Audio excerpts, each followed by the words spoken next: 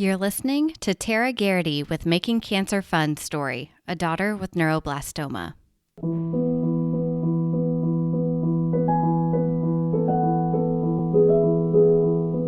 Hi, and welcome to the Child Life On Call podcast. When your child is sick, the whole world seems to stop in its tracks. Plans and priorities change, and your number one job becomes figuring out how to get your child well again. For some of us, rest, medications, and relaxation can do the trick. But for others, it takes more. It takes countless doctor appointments, invasive medical testing, therapy, surgeries, the list goes on, and then you still may not have all of the answers or results you were hoping for.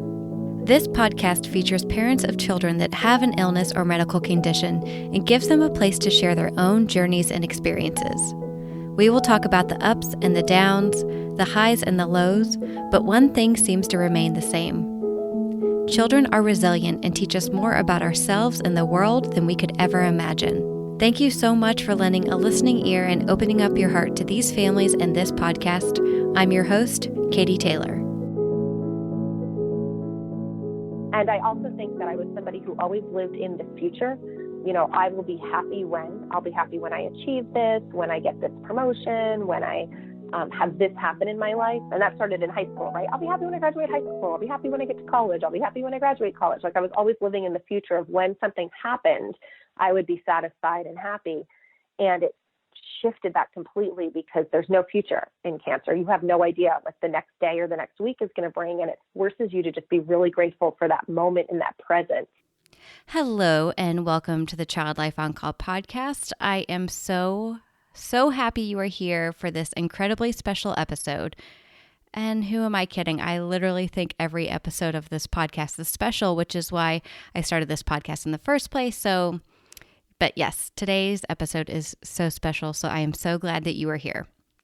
So moving on, this is the first episode of 2020, and it just feels so good to be in a new decade, new year, fresh start. I totally buy into all that cheesiness of writing down goals and resolutions, and I really do think it makes a difference to manifest positivity. And this decade and this year marks my 11th year of going into the field of child life. So some of you may not know this, but child life is kind of my second career. Straight out of college, I worked for a nonprofit called the National Center for Missing and Exploited Children in Northern Virginia. And I coordinated their outreach program to law enforcement, educators, and parents about the importance of online safety. And it just boggles my mind to think about how much has changed in this time since I did that job. But I really think the constant presenting and traveling and meeting new people that I did in that role helped prepare me for child life, because we're always meeting new families and new people, new physicians, new disciplines, and having to introduce ourselves and constantly present about child life and the work that we do and tips and tricks for working with kids. So I'm very thankful for that part of my life, but it just seems so crazy. That was like not even like the last decade, but the decade before. And anyway, so enough about me. We have to get to Tara. Tara is mama to Emily, who was diagnosed with stage 4 neuroblastoma. She's also the president and founder of Making Cancer Fun. She is an author, a webinar host, a TEDx talk speaker, and just an all-around inspiring person. So without further ado, here is my conversation with Tara. Yeah, so it was interesting because Emily had started to kind of show some random symptoms. And this was in May of 2009. And so I was just in the middle of this crazy domestic violence divorce. She had just started doing overnight visits with her dad. And so a lot of the symptoms we attributed to maybe stress and stuff that was going on, personally. Kind of went back and forth with the doctors for about 6 months. And, one of the things with neuroblastoma, which was her ultimate diagnosis, is it's never in your blood. So all the blood tests are coming back fine. And nobody ever thinks, my kid has a stomach ache, my kid has diarrhea, my kid has, these random things that, it must be cancer. Nobody ever thinks that. Even the doctor didn't think that. And so really by the time she had a full diagnosis, it was 2 days before Thanksgiving. And at that point, her tumor had metastasized. It had broken through and her lungs were collapsing. And so one lung was completely collapsed. The other one was about half collapsed. And it's crazy to think about, because they had said to me later, had I not brought her to the emergency room and just kind of waited and, given her another day to kind of see how she did, she would have suffocated in her sleep. So literally in the emergency room, they were doing, emergency surgery to try to drain this fluid out of the lungs and stabilize her and save her life. And they knew, I think they knew right away she was very classic neuroblastoma. We went to a major children's hospital. They had an oncology department, but obviously until they biopsy and everything, they don't know for sure. And what I tell people is it's so nuts to think about now, but when they first said the word oncology to me, I was so naive. I didn't know what oncology meant. And so when they said, we're going to have an oncologist come talk to you, I was like, oh, okay. Yeah. I had no clue. No frame of reference, right? Nope, not at all. And how old was she at this time? So she was 3.5. 3.5. Okay. Oh my gosh. Yeah. And so her official diagnosis was she was a stage 4 high risk neuroblastoma. And again, what's kind of interesting about that is I chose very purposefully not to share her stage with people. I told people she had neuroblastoma, but never that she was stage 4. And the reason I did that was for two reasons. One, when you hear stage 4, when somebody says I have stage 4 lung cancer or stage 4 anything, we tend to automatically put one of their feet in a grave, right? It's like, oh, well, you're done. And I didn't want to personally have to deal with the reactions of people. If they heard my daughter had a stage 4 diagnosis, I didn't want them to kind of write her off. And I also didn't want their maybe fear or their sadness or their grief over that to then transfer to her. Because a 3.5-year-old has zero idea what cancer means. It does not carry the same weight, the same fear. It means nothing to them the way it does to an adult. And so I think my mother and my sister were the only ones who knew her real diagnosis. Even the rest of my family, I didn't tell. And it wasn't until years later that she was done with treatment and had been transferred to a survivor's clinic and was a true survivor before I started telling people that she was a high-risk stage 4. Wow, that's such an interesting way to handle it. And I really admire you for having that level of consciousness at that time to kind of understand that.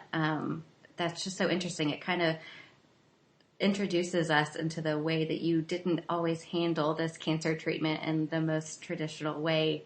And we'll get to that in a little bit. But do you mind talking with us about when they gave you that diagnosis?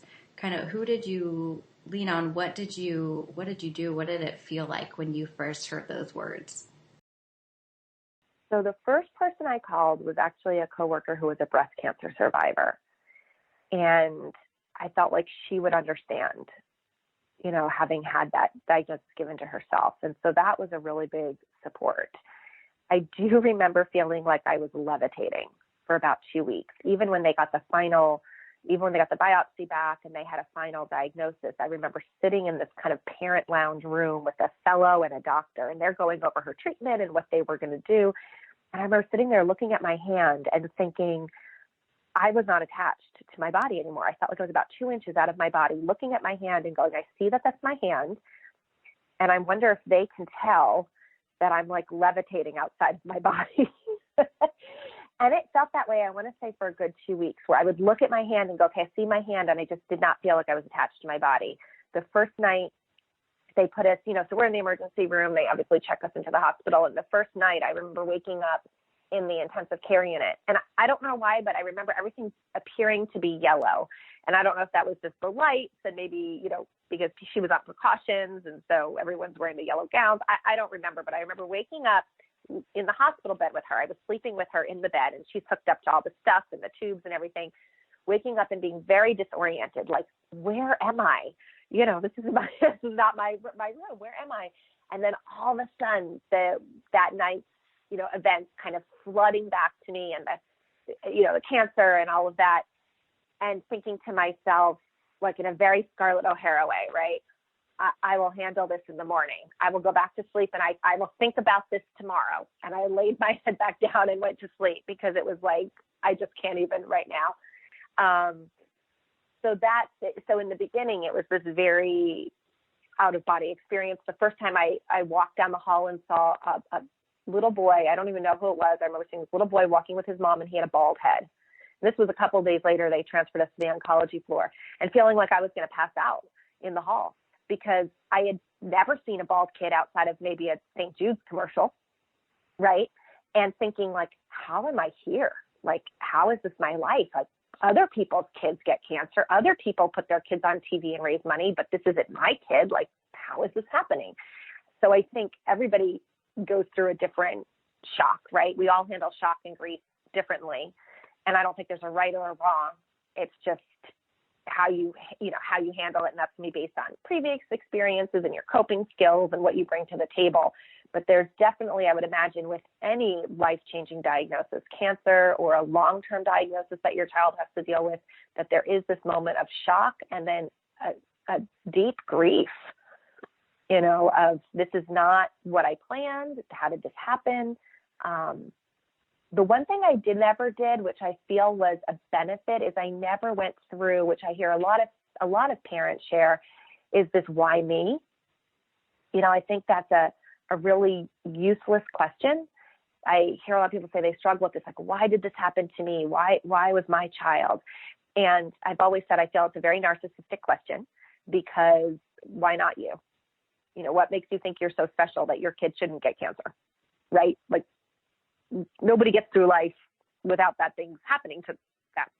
And so I never went down that rabbit hole of why me, because it doesn't lead anywhere. And I don't feel like I'm any more special than somebody else, but I shouldn't have bad things happen in my life, And so the only thing I did think to myself all the time was that even though she had a very low survival rate when it comes to childhood cancer, one of the lowest, I would always say to myself, well, why not me? Why not her? Someone's going to live, right? Someone's going to be that, even that 1% that they go, oh my gosh, nobody survives this, but 1% will. Somebody's going to be that 1%. Why not me? Why can't it be her? If someone's going to live, I would say that all the time. If someone's kid's going to live, why not mine? And I think that was very, very important for my mindset.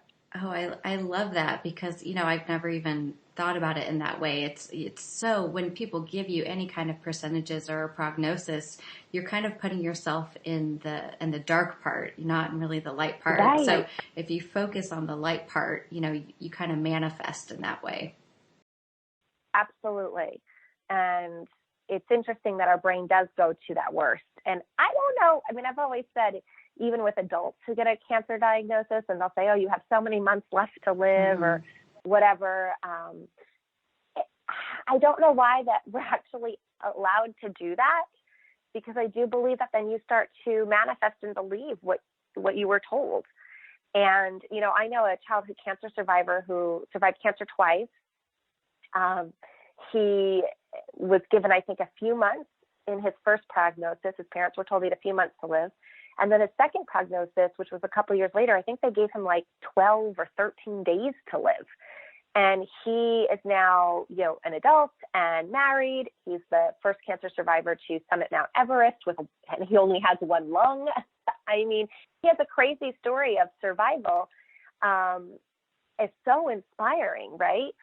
But imagine if he had, listened. Imagine if they believed that, oh, you only have 13 days left. So nobody really knows, right? We have kids who do phenomenal through cancer treatment, and then still they lose their war, and we lose those children.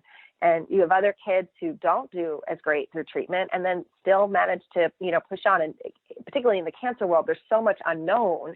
And my thing is if they knew, like, all kids get this, if you get a diagnosis and you're, at a children's oncology group hospital, all kids get the same kind of roadmap treatment program. It's all based on protocol. And so they're kind of getting the same drugs. And if you get this diagnosis, this is kind of the roadmap that you'll take. And so if you just look at it from a science standpoint and you say, okay, well, they all get the same roadmap, how can they all have different outcomes, right? Even like with late effects or long-term effects, like some, my daughter has hearing loss. She wears hearing aids. I know a lot of neuroblastoma kids who don't, So you don't really know why some kids respond a certain way or don't. And so to say, well, we know, this is how much time you have left, or this is the percentages, it's irrelevant because each case is so unique and each child is so unique. And, why someone's going to be the exception. Someone's going to be the miracle, and that's why I always I started calling her the miracle kid. I used to call her miracle baby. That was kind of the phrase that I took for her. We had a big poster in her room that said miracle baby, her name, and that she was a miracle baby. And I told her that what that meant was that a miracle kid was a kid who, did even better than their doctors would think they could do. So whatever the doctor said you could do, you're going to do even better than that. And I just kept telling her that over and over again. And so for a long time, until she was much older, she would just, she would refer to herself. She's like, oh, I'm a miracle kid. I'm a miracle kid. And we've kind of kept that I don't like calling them cancer kids. There's something that kind of puts that onto their, it's almost like that defines who they are. And it really doesn't. Right. And we call them all miracle kids. I love that. I really like that. Yeah. It's so much more life-giving. Oh, for sure. For sure. I'm just kind of wondering, and this is a really loaded question, but can you just give us a little synopsis, kind of about what your cancer journey was like? So she was diagnosed with neuroblastoma, and what did that treatment look like for you guys, being in the hospital and side effects? And can you just tell us a little bit about that experience? Yeah, so hers was pretty intense because by the time it was diagnosed, because of the chylous effusion with her lung, she actually had a chest tube for a couple of months. And that was really, really tough in the beginning because they could not get the fluid to stop. And I remember we started where they put her on a low-fat diet. Then they put her on a, rationed diet. At one point, she was completely NPO, which was horrible because you have a 3.5-year-old and she wants to eat, and you're telling her she can't eat at all. I mean, I literally felt like I was, tormenting and torturing this child because yes, she was on TPN and she was going to have, food, but she was getting her nutrients through her TPN, but the child was hungry, and at one point we had to even ration down how many ice chips she could have. It was so horrible. So what we used to do is a gum buffet where we'd go down and get all these different kinds of gum, and she could put the gum in her mouth, chew the gum, and then spit it out. And it kind of just mentally helped that feeling. And so friends started hearing about that and sending them all different kinds of flavors of gum. And we would make a big deal that she'd have a gum buffet for dinner and which ones did she want to eat. Because eating is it's more than just the hunger feeling, right? It's this like psychological piece. And so kind of telling a child you can't eat at all, that was probably the worst part. And when we checked in, because she was so sick at that point, we checked into the emergency room and we did not have our first discharge until 78 days later. So we spent Thanksgiving, Christmas, New Year's, like all the way, I think until, maybe the end of January, February, before we went home for the first time. And then she did 6 rounds of chemo. And what would happen was she would get discharged and we would go home for maybe, 2 days. And then she'd run a fever and then we'd be back in the hospital. And then by the time she would clear whatever that infection was, it was just ready to start the next chemo round. So really for that first, from like November until probably July, we basically were in the hospital. I mean, if we went home, it was for a few days here, a few days there, but that was it. And I mean, at one point, I started to refer to the hospital as the hotel. Like I just felt like we moved in and that's where we lived. And it would be weird. Like I remember coming home one time and I was trying to get something in my kitchen and I pulled out the drawer under the microwave to look for something, realizing that that's not where my stuff was, but in the hospital, that's where it was under the microwave. Right. So you just kind of adapt to like, this is my life. I live here now. So she did the 6 rounds of chemo. Then she did, what had happened after that? She did a bone marrow transplant. And then after her bone marrow transplant, we did radiation. And I don't know how many, she did weeks of radiation. It was like through the summer. And then, and obviously, and she had surgery that it took about 8 hours to take the tumor out. So she did have the tumor taken out before they did the bone marrow transplant. So it was the 6 rounds of chemo, the taking the tumor out, the bone marrow transplant, the radiation. And then her last, maybe like 5 or 6 months, she did immunotherapy, which I don't know how it is now. I know at the time it was optional and it wasn't FDA approved. So you have to go through, you sit for 3 hours while they make you sign off every single paper you can imagine. And kind of just telling you the worst case scenarios of what could happen. But they also knew that it increased her survival rate 20%. So the kids who lived through it, they would have a higher survival rate. And I know now they have other options. Like I know some kids who are getting vaccines, or there was one time when they were doing a double bone marrow transplant. So it's always, changing. When she went through her treatment, that's what she did. And what was difficult really was that when you're done and, you've just lived through this kind of war, they give you a cake and they're like, okay, go home. And she had a Broviac. And so, a month later, they take out the Broviac, right? And I remember she ran a fever. And at this point, she's 4.5, maybe almost 5. And she runs a fever. And I call the hospital. I'm like, she has a fever. I need to come to the emergency room. And they said to me, oh, she's had her Broviac taken out, so you don't need to get to the emergency room. You can just, take care of her the way you would like a normal, 4 or 5-year-old. And I remember hanging up the phone and being hysterical and calling my mother and saying, I don't know what that means. I don't know how to take care of a normal 4 or 5-year-old. I've never had a normal 4 or 5-year-old. What do I do? Why won't they see her at the hospital? I want them to see her. So there's this like readjustment back into this new normal, even when they scanned her for 5 years after treatment. And when they wanted to do the last scan, I remember, saying to her oncologist, no, she needs to be scanned every year for the rest of her life. And her kind of saying, we don't really do that, Tara. And I thought, but, she goes, well, we'll do lab work and we'll do stuff like that. And I was like, yeah, but she had cancer and her lab work came back fine and nobody knew. So the lab work means nothing to me. I want you to scan my child forever, because there's this fear, like something could be growing and you don't know. And because it took so long to get her diagnosed. And so I think as parents, this whole anxiety, not just when you're going through treatment, but they don't really talk about that when you're done with treatment. I have to ask you, 10 years out, what is that like for you now?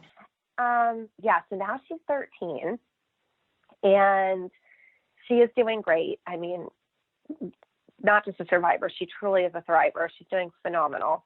And it's interesting because I don't know that tightrope ever goes away. I think it was a number of years, I would say, before we could really go for her follow-up visits without, the 2 weeks before and the 2 weeks after feeling that anxiety. I remember we would, about 2 weeks before we would start to go into the hospital, I would start to get, nervous again. And that was a number of years. That doesn't happen now, but that was a long time before that went away.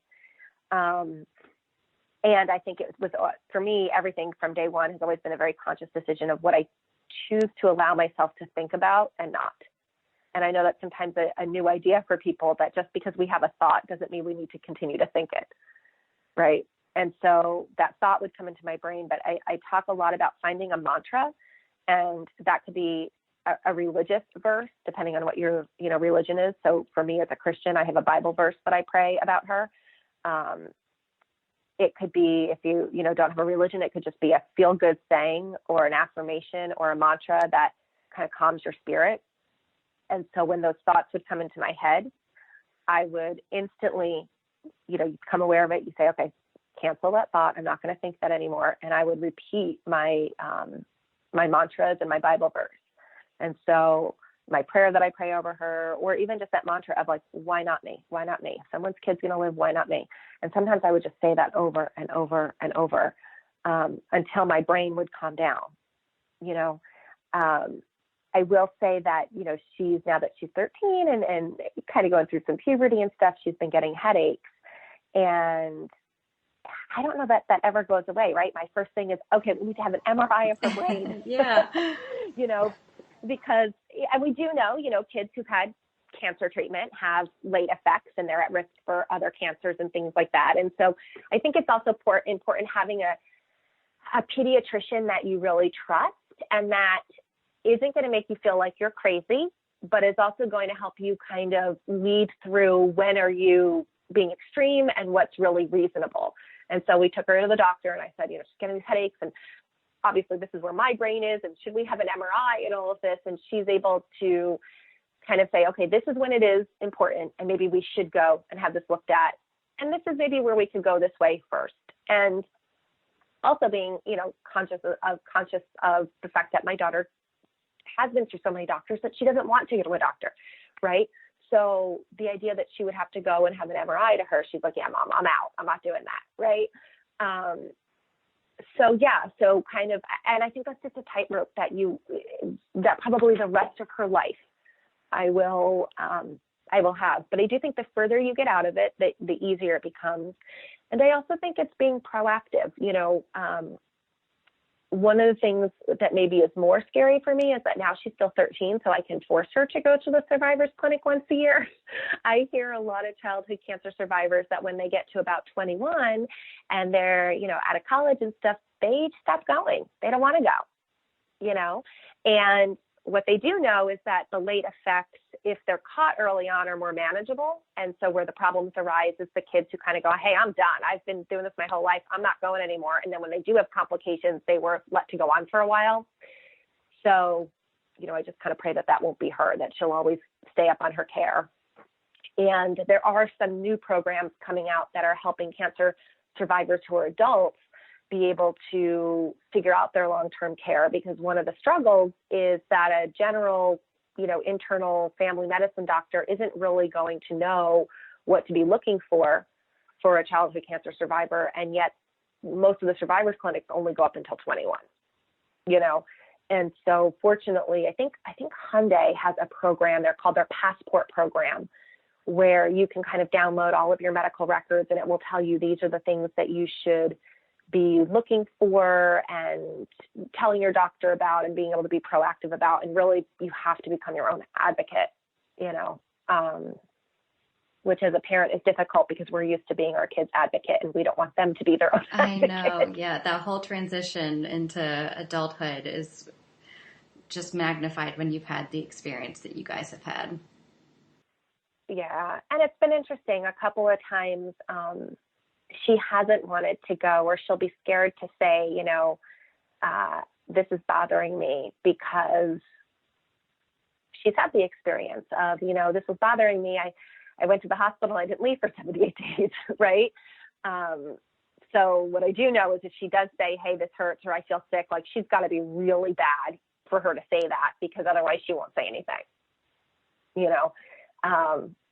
So I think you do need to kind of know your kid a little, and as a parent, your kid best. You're going to know your kid better than the doctors. You're going to know the kid better than nurses. Like, you're the only person who's with your child all the time, and trusting that you do know your child best, and partnering with the medical, staff. I think sometimes I see, and I felt this way, where you kind of feel like it's you against them. And that's not really fair. These people have dedicated their lives and a lot of their money to get a lot of schooling to be able to help our children, and kind of seeing, like, I've started to shift and say, okay, rather than feeling like I'm playing this tennis game where it's me against, the medical professionals, it's us playing double tennis together against her cancer, and that this person's really on my side, and they also really want what's best for my kid. And if you don't feel like that, then I think it's time to find a different doctor. You want to feel like this person's playing tennis with me, and learning how to speak in a way that's not quite so maybe combative. A lot of times I'll ask, well, is it reasonable to try this? Or if they've said, well, this is what we want to do, and you don't feel comfortable with that, just even saying, like, okay, are there any other options that maybe we aren't exploring? Are there any other possibilities? Being able to have those open conversations is really important, and for her, particularly in the beginning, there wasn't really a lot of options. It wasn't like, oh, we could do this or we could do this. It was, this is what we're going to do. You have no choice. This is the only option. And that's scary, because you're like, I'm basically giving my kid over to strangers who I just met 4 hours ago in an emergency room, right? Right, totally. Well, I love how you talk about your outlook and, your manifestations and kind of the way that you've coped with all this. And, you talk a little bit about having a grateful journal. Can you share how that helped you? Yeah. So looking back now, it's so funny, right? When you look at things, you're like, how did I get through that? So we check into the hospital. We're there 24 hours, and the insurance company calls me, or the hospital calls me, and they say the insurance has dropped you, because I was getting divorced at the time, and so I had switched our insurance during that season of getting divorced. And so now they said, oh, well, she had a pre-existing condition, so we've dropped your insurance. And I remember saying to the hospital, okay, well, how much is the bill so far? And they said $96,000. And I was like, oh, I'll have to get back to you on that, right? So find out my kid has cancer. My insurance drop says I had just started I had just taken on a side project that was a big financial deal to help me kind of get out of the hole of financial mess that my divorce was leaving me in. And so I get a call from I think it was the nephew or the son of the owner of that company while I'm in the oncology room. And he says, I have some bad news for you. The owner of the company had I think it was a massive stroke and dropped dead. And we don't know what's going to happen from this point. And I'll tell you, Katie, I started laughing. This is horrible, right? I started laughing because I was like, what else could possibly happen? And so I remember feeling like here I was in all this crazy domestic violence divorce. I mean, I would be in the room with my daughter at one point and then in the parents' lounge with like my attorney at the same time, back and forth. We were still in court. It was such a nightmare. So I felt like everything around me was crashing. I felt very out of control. And I felt like all I could see were all of the horrible things that were happening. And I have the privilege, I will say, from before my daughter was diagnosed and before this happened, that I had spent 10 years working in personal development. That was kind of like my career, my field, and coaching people and working with women business owners and teaching, mindset and coping skills and things like that. And so I knew from my background that, what we focus on, what we allow our brain to focus on gets bigger, good or bad. That's how the brain works. It's kind of like when you get a new car, and maybe you've never had a Jeep before, right? But now you're on the road and you're like, everybody has a Jeep. I had no idea everybody had Jeeps, because once the brain has a thought, it starts to look for more of that. And so I knew that. And I was like, all I can see is all these horrible things that are happening. I'm like, I have to shift my brain, because otherwise I'm just going to I will actually start to create more horrible things because my brain's looking for it. And so I remember one night I sat down and I was like, all right, this is what I'm going to do. I'm going to force my brain to focus on things that I can be grateful for. And the first night I listed, I think, 18 things. And the first one was just my mom. I was grateful that my mom was there and that she was willing to sleep in a hospital room with us overnight. The second thing was my cousin. My cousin happened to be an oncology nurse and worked in the hospital next door. So I was grateful that my cousin could be there and kind of talk to them. And so I just started listing everything I was grateful for. And then the second night I listed 19 things I could be grateful for. And I just, every night, she'd lay in the hospital bed and I would sit there on my laptop and I would just list every possible little thing I could think of to be grateful for. And some of them were, big things, like we just got a great test that came back. And some of them were ridiculous things. Like I remember one time being like, I'm grateful that my friend brought me tweezers and socks to the hospital because my eyebrows really, really needed these tweezers. Yeah, right? That's a good friend. Yeah, I remember one time just being like, because I never drank coffee before my daughter was in the hospital ever. I never was a coffee drinker. Now I'm an avid coffee drinker, and it started in the hospital. And I remember thinking, I'm just so grateful for whoever invented coffee, because they would come in the morning and talk to me, and I'd be like, I'm half asleep. I don't know. Yeah. I was grateful for, she said a silly joke that made her laugh, and I was grateful for that. And there were times when I literally was like, I am grateful a day is just 24 hours, and that's it, because it's all I can handle today, and I'm grateful that tomorrow is going to be another day. And what ended up happening was it shifted my brain to seek out more and more of the things to be grateful for. And, I still have that grateful journal. And now when you look back and you realize that most of the things I had to be grateful for were not about what was happening around us. It was really the people that were part of that journey with us. I was grateful for the person who brought me dinner. I was grateful for the volunteer who sat with Emily so I could go take a shower. I was grateful for the people. And that shifts your perspective a lot, because it's no longer dependent on your circumstances, and also being grateful for the things that we take for granted, things that we don't think of to be grateful. I mean, I feel like, we live here in America, and that alone gives us probably 3 pages of things that we can be grateful for compared to what other people in other parts of the world just go through on their daily basis. Even things, the fact that I have clean water. I mean, is that something that I really think of to take time to say, I'm really grateful that I have clean water, because there's a large percentage of people in the world that don't. I'm grateful that my daughter has enough food to eat and that she has TPN. And I'm grateful that my daughter has cancer in the United States, where I'm not in a third world country where there would have been no hope. She would have been dead, so it just shifts your perspective, and it really started to change my life. And I also think that I was somebody who always lived in the future. I'll be happy when I achieve this, when I get this promotion, when I have this happen in my life. And that started in high school, right? I'll be happy when I graduate high school. I'll be happy when I get to college. I'll be happy when I graduate college. Like, I was always living in the future of when something happened, I would be satisfied and happy. And it shifted that completely, because there's no future in cancer. You have no idea what the next day or the next week is going to bring. And it forces you to just be really grateful for that moment in that presence. And that was a big life change for me, of not constantly looking for something in the future to make me satisfied or to, where I would enjoy life. I just had to enjoy like today, because tomorrow was very, very uncertain. And, when I talk about there's gifts that you can get from cancer, and obviously I wish I didn't have to go through that. I would never wish that on my worst enemy. Childhood cancer is absolutely horrific. However, I can say there are things that I can take away from that experience and see value in them and gifts in them and what it's given me and how it's changed me. And I think you can choose, right? You can change for the good and to take that as a lesson and a gift and use that to become stronger and a better version of yourself. Or you can have it change you where you become really, depressed and miserable and victimized and see this as a tragedy that, you can't get past.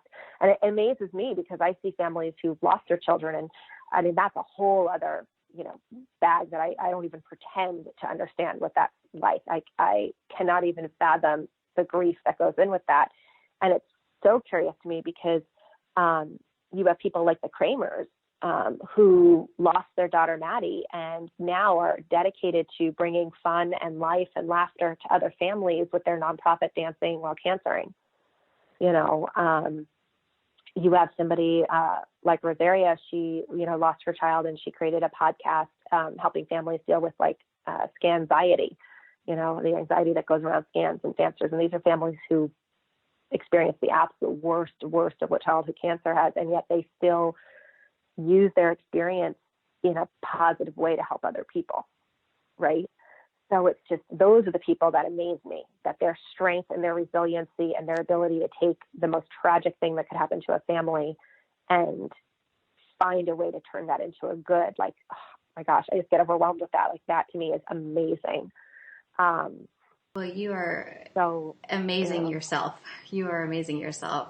So, I mean, the mindset that you were able not only to actually practice and implement, but that you demonstrated for Emily to be able to observe. I mean, because you had that mindset, you were able to create things during a terrible experience and make them not terrible. And you did that within yourself. I mean, that's just an amazing thing. Can you tell us about how you did that with Emily, and how you guys would take an 8-hour tumor removal surgery and what you did after that? Yeah. So I think it's very important, and I talk a lot about this with parents, is that we are the mirror for our children. And whether it's cancer or any other illness or disease, what we know about that is way different than what our children know about that. And it's kind of like, if you take the medical part out of it, we understand that when we're having a super stressed day and we're anxious, right? When are our children the worst, right? When are they acting out? When are they driving us the most crazy? And you're like, I'm having a bad day. Yeah. Why can't you just for today? And it's because they're picking up on our energy. They're picking up on our stress. And that's why it's causing them to now have anxiety and stress. And so not because they're just choosing this day to be, a terror child. It's because we're making them that way with our energy and our stress. And so if we think about it that way, then when you put that in a medical situation, now just heighten that by 100, right?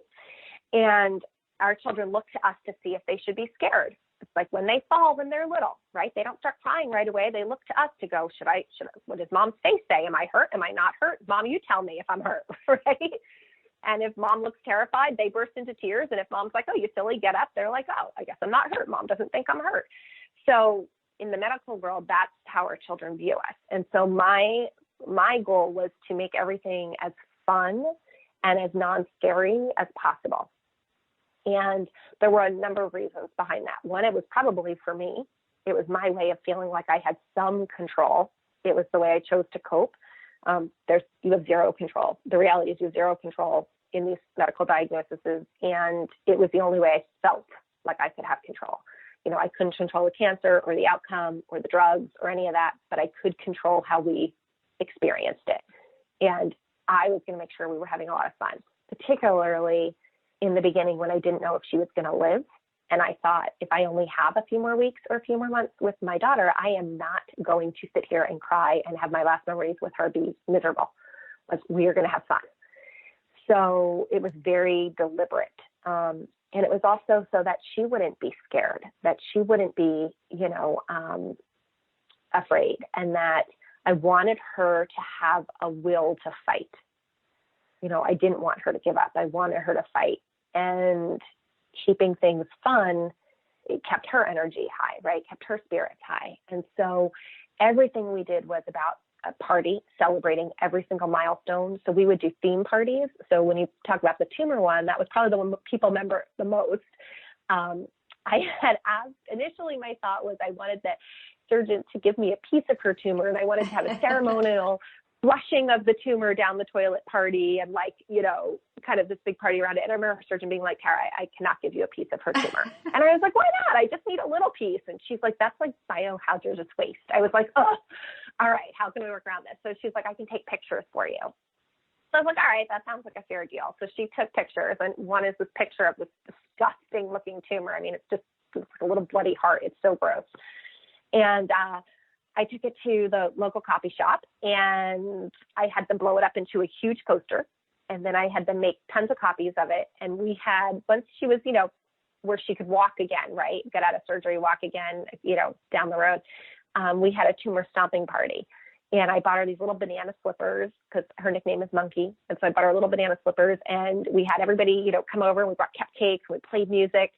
And she ceremoniously stomped on all of the pictures of the tumor, and then sat on the hospital floor and ripped them all up. And we, told Stupid Tumor he could take a hike, and we hated Stupid Tumor, and we laughed at him, and we made fun of him, and we, bullied him.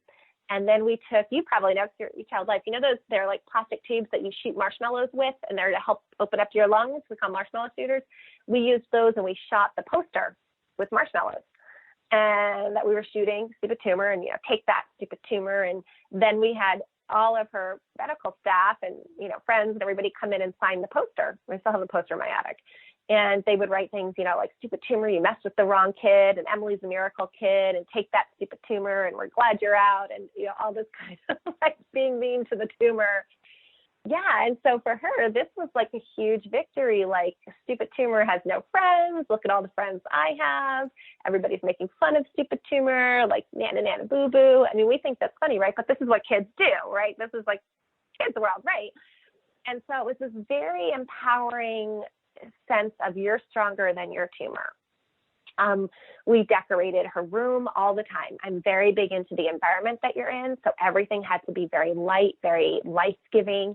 I think, whether that's you bring pillows from home or blankets from home or their favorite stuffed animals, we're very into the stuffed animals. All had, personalities, lives of their own. So if we had to go through the hospital or go to a different room, the stuffed animals would fight over who would get to come.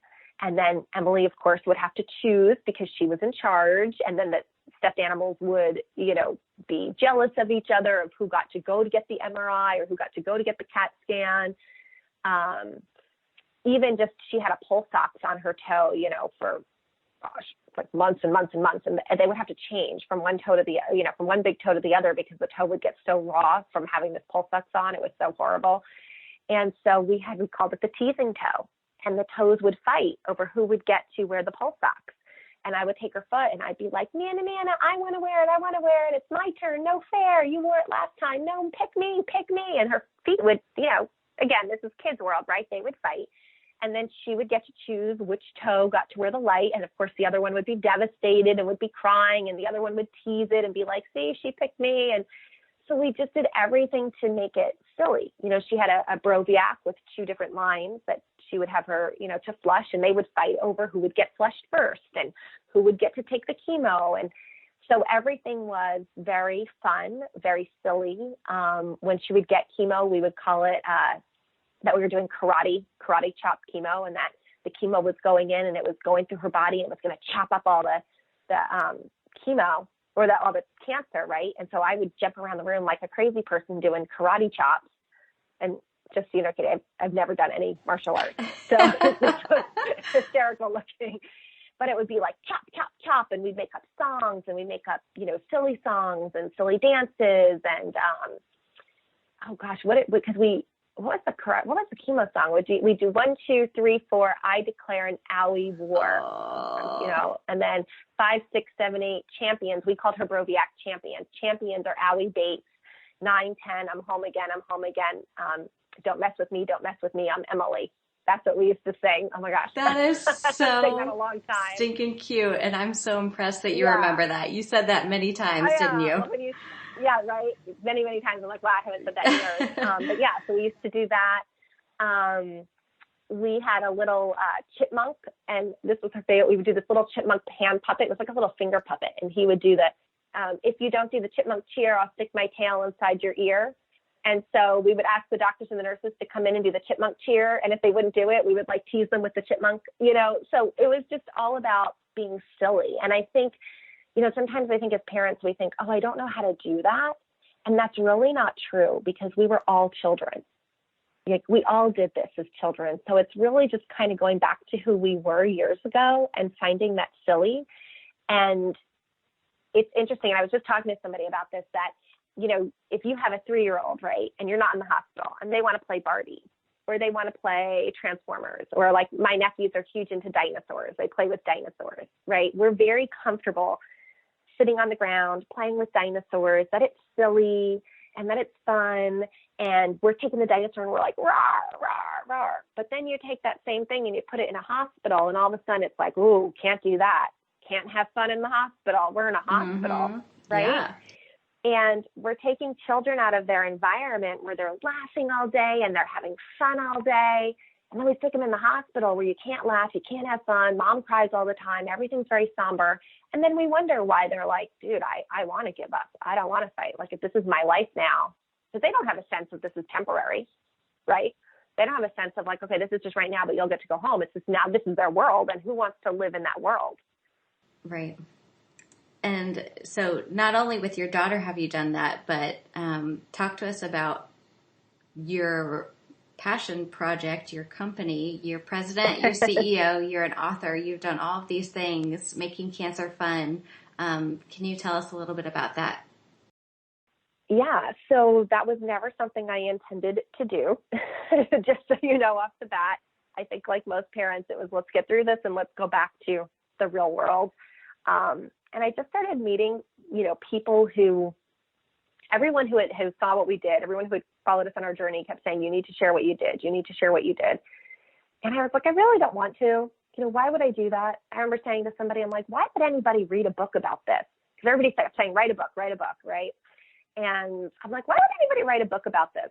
Or why would I write a book about this? And she said to me, she worked in oncology, and she said, Tara, when Emily was diagnosed, if somebody had said there was a book on how to make cancer fun for her, would you have read it? And I was like, oh, of course I would have, right? And she said, well, that's who's going to read it then. And I thought, okay. And it was really, it was meeting families that were in such shock and grief and fear, and they wanted to help their kids and they wanted to support their kids, and they didn't know how. And I felt like, here I have all of these tools and part of it is my background. So I went to college for theater. I was doing improv in New York. My first job out of college was with a childhood theater touring company. So I had this kind of different background, obviously, than most parents. I had all these years in personal development and mindset and growth. And so just a skill set that the average person probably doesn't bring into the childhood cancer world. And I thought, I have all these tools. I know all of this stuff, and it's selfish of me not to share it. And if I can help another family, I have an obligation to do that. And that's really when things started to change. I saw these families, and my heart was not just broken for the parents, but really for the children, because I knew that their experience was night and day difference from what my daughter experienced. And I see how my daughter is now and how she talks about her cancer and her comfort with her cancer. And, even just recently, she wanted a bikini last summer. We live at the Jersey Shore, and everybody has their own points of view, but mine was I didn't want my daughter in a bikini. And she said to me, well, Mom, you should encourage me to wear a bikini. You should be glad that I don't care about all of the scars, because she's got quite a lot of battle scars, right? And she's like, you should be glad that I don't care about my scars and that I'm comfortable enough that I would wear a bikini, and that you should think this is a great thing. I mean, how do you argue with that, right? I mean, it's a pretty good argument. It is. My daughter, she won. She got the bikini. Yeah. Oh my gosh, that's funny.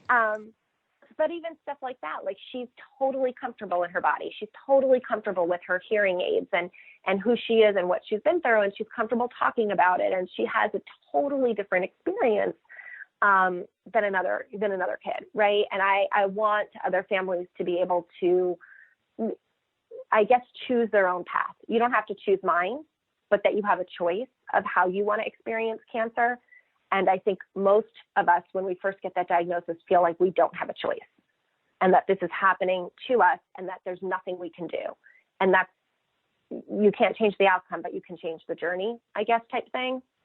So I ended up writing a book, and it was really crazy that it's opened up so many other doors now, and meeting so many families and parents who are reading it and going, oh my gosh, like I wish I had this when we first got diagnosed, or this has helped so much. I ended up then doing a TEDx talk all about choosing fun, going through childhood cancer. And that was a pretty cool experience, because I ended up doing a lot of research about the science behind fun and what happens to the body, and versus when the body's in fear, and how children, it was interesting for me, because it was stuff that's like, okay, this is what I've been talking about, but now I actually have some studies right, for sure. to back it up, which is always great.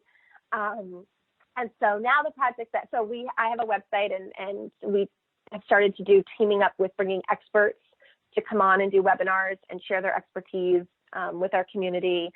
So, for example, I have an oncology nurse who's part of our advisory board, and she has 30 years working with families, and she did a whole thing on how to help a child transition back to school after a childhood cancer diagnosis. I have another woman who's also part of our advisory board. She's a child life specialist, and how to support siblings who are going through a childhood cancer diagnosis, and they're not the patient. So it's been really cool to have these people like you who have, expertise and training in areas that I don't, to be able to learn from them and share that. And so what I've been doing now, the two things that I'm working on now, is I have a workbook for kids that it's written. It's just the illustrations aren't done yet. So we're still waiting on getting the illustrations from the illustrator and get it all nice, get ready for that to be published. So I'm excited about that, because it's kind of what I wish I had for my daughter, to kind of help her talk about her cancer. And it's got a parent's guide to help parents facilitate conversations. And I've had some incredible professionals, a child life specialist, a PhD, who works with childhood cancer survivors, get their input to make sure that it's relevant and will be valuable for families. So with that in the works, and then currently looking for nonprofits that either offer like a bag for newly diagnosed families, or a welcome packet or something like that, that would want to get the book out there to their families. Because my vision, my dream is that every family who has a childhood cancer diagnosis would be provided with this resource for the parents.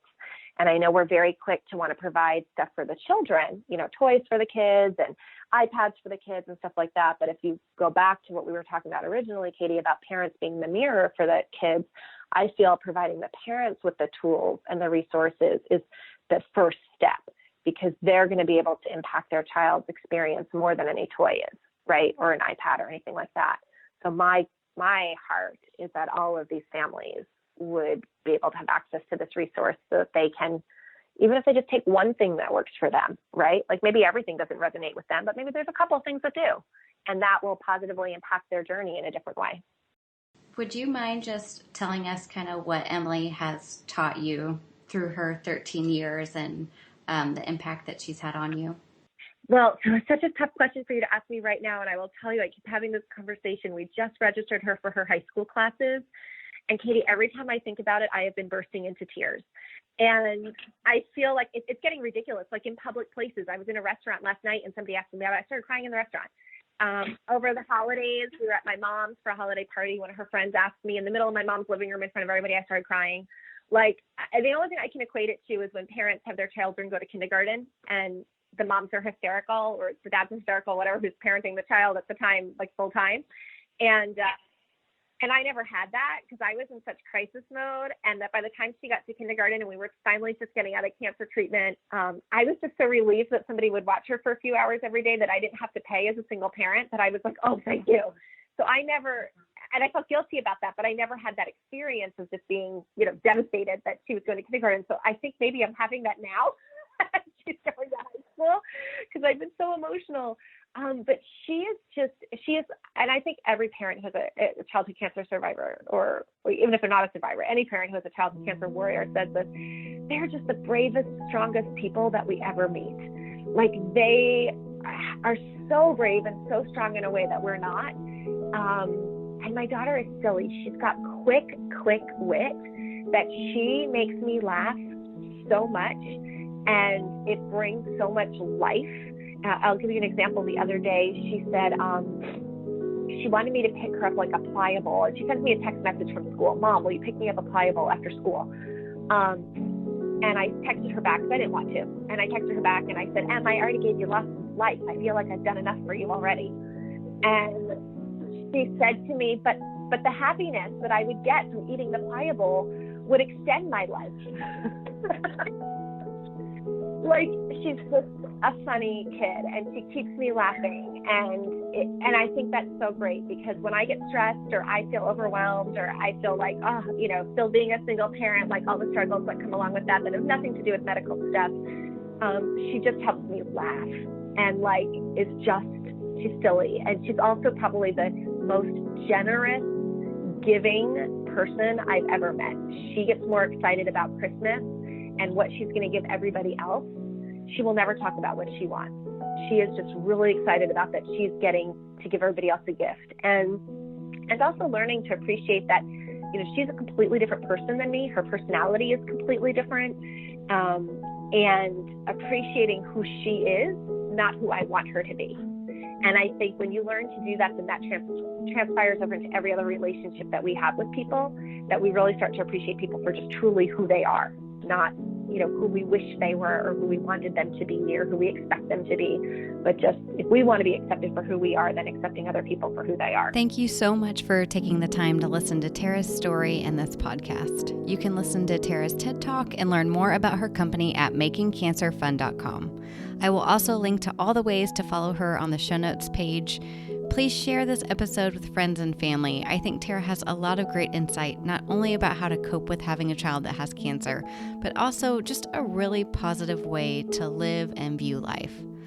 Please subscribe to this podcast, share it with your friends, rate and review on Apple Podcasts. It helps more people get to know us. And make sure you're following along Child Life on Call on Facebook and Instagram to get our most up-to-date information.